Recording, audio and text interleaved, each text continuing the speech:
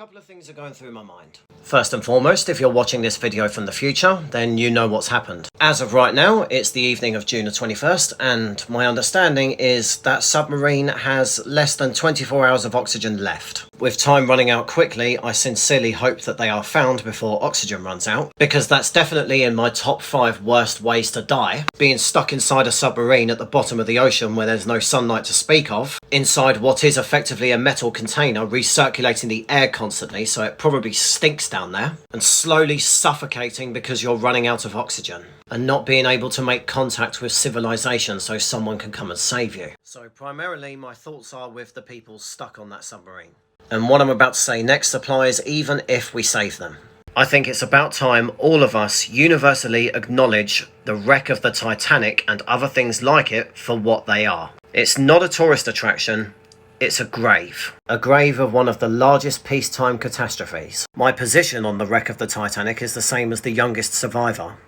Leave it alone. That is the final resting place for over 1,000 people, many of whose relatives and ancestors live today. The area surrounding the wreck is littered with possessions and coats and shoes and cutlery and all the rest of it. It's been at the bottom of the ocean now for over 100 years, and it has deteriorated significantly. In fact, scientists reckon that by 2037, it won't exist anymore. It's disintegrating due to the hostile environment down there. For the remaining years that it has left, just leave it alone. I spoke about this position on a live stream a few hours ago, and some of you made a good point which I'm going to address here. What about Auschwitz? Some will say Auschwitz is different because it happened during war and there's an important lesson to be learned.